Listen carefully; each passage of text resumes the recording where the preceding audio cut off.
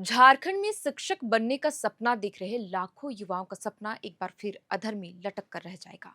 10 सालों के लंबे इंतजार के बाद जब जेटेट परीक्षा होने जा रही है और अब आवेदन भी भरे जा रहे, तो फिर नई नियमावली में शामिल जिलावार भाषा को लेकर पेच क्यों फंस रहा है।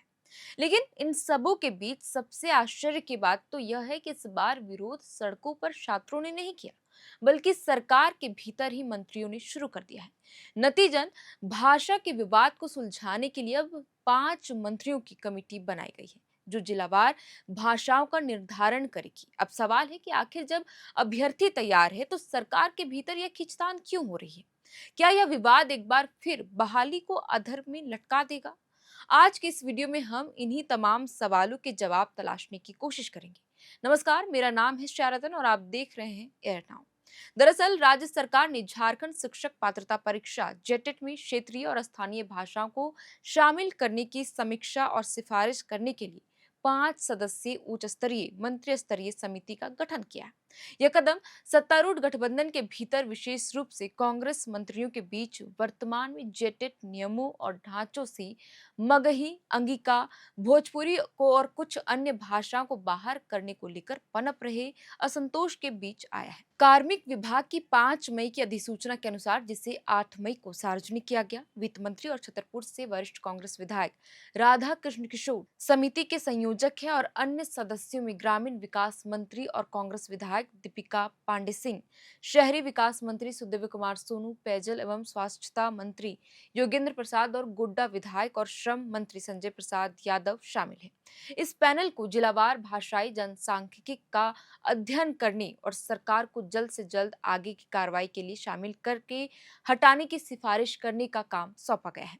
अधिसूचना में लिखा है कि स्कूल शिक्षा और साक्षरता विभाग समिति के लिए नोडल एजेंसी के रूप में कार्य करेगा, जिससे यथाशीघ्र अपनी रिपोर्ट जमा करने की अपेक्षा की जाती है।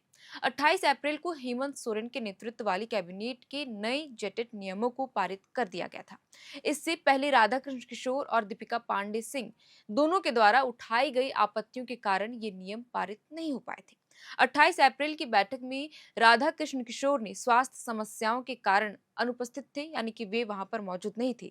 अपनी नाराजगी व्यक्त करते हुए तब मंत्री ने 15 अप्रैल को सीएम को एक ज्ञापन सौंपकर जेटेट में अंगिका, मगही, मैथिली, कुड़माली और कुड़ुक भाषाओं को शामिल करने की मांग की थी। उन्होंने तब कहा था कि संथाल परगना के गोड्डा जैसे जिलों में अंगिका और संथाली भाषा बोलने वालों की बड़ी आबादी है। स्थानीय युवाओं की जेटेट में भागीदारी सुनिश्चित करने के लिए ही उनका समावेश अत्यंत महत्वपूर्ण है। भाषा के मुद्दे पर हेमंत सोरेन सरकार के लिए पहली बार नहीं है जब इस तरह की मुश्किलों का सामना करना पड़ा हो। इससे पहले भी कई दफा भाषा विवाद को लेकर सरकार को घेरते नजर आए थे कई मंत्री और विधायक।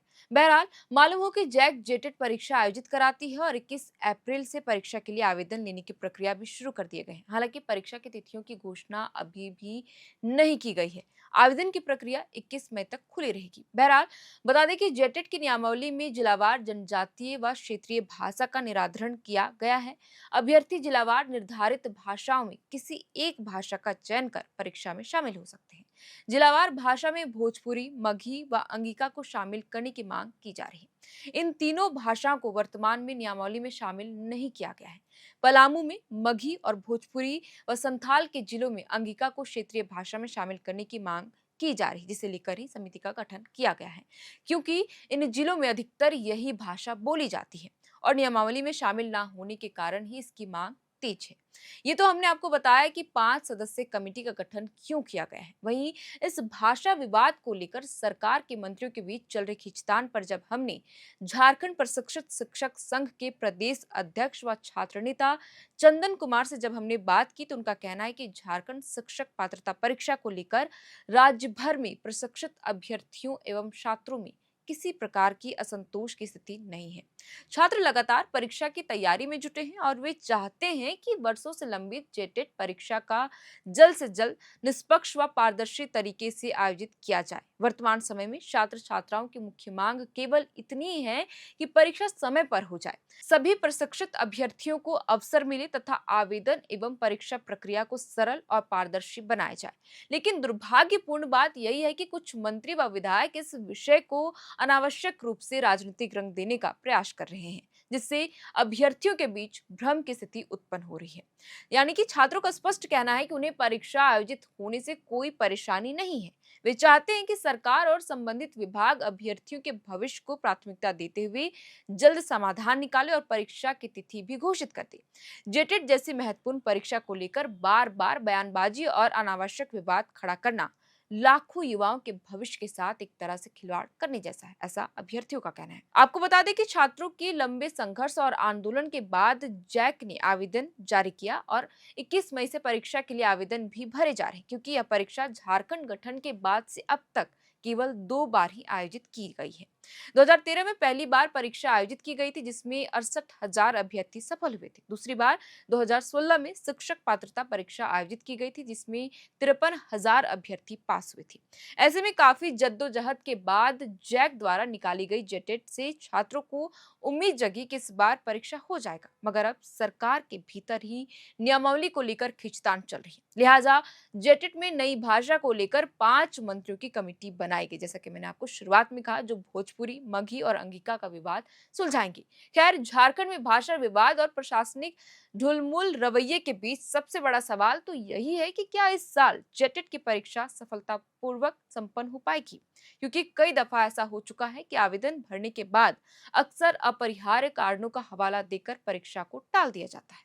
यह विडंबना ही है कि जो परीक्षा को हर साल आयोजित करना चाहिए, उसके आयोजन में वर्षों का लंबा अंतराल आ जाता है। यह देरी न केवल व्यवस्था पर सवाल खड़ा करती है, बल्कि उन हजारों अभ्यर्थियों के भविष्य के साथ भी खिलवाड़ है, जो शिक्षक बनने का सपना संजोए अपनी उम्र बिता रहे हैं। दूसरी तरफ राज्य के सरकारी स्कूलों की भी स्थिति चिंताजनक है, क्योंकि बीते कुछ महीनों में कई रिपोर्ट सामने आए, जिसमें ये इस बात का जिक्र किया गया कि झारखंड में कई ऐसे स्कूल है जहां 60 से 70 छात्रों पर महज एक शिक्षक है, जो शिक्षा की गुणवत्ता पर भी असर डाल रहा है। सरकार को इस दिशा में गंभीरता से सोचने और ठोस कदम उठाने की जरूरत है, क्योंकि यदि नियुक्तियों में इसी तरह की अगर देरी होती रही तो योग्य अभ्यर्थियों का सपना टूटने के साथ साथ राज्य की आने वाली पीढ़ी का आधार भी कमजोर हो जाएगा। खैर, अब देखना होगा कि 5 सदस्यीय कमेटी भाषा विवाद को कब तक सुलझाते हैं और जेटेट परीक्षा के आवेदन भरे जाने के बाद परीक्षा की नई तिथि, यानी परीक्षा लेने की तिथि कब जैक द्वारा घोषित की जाती है।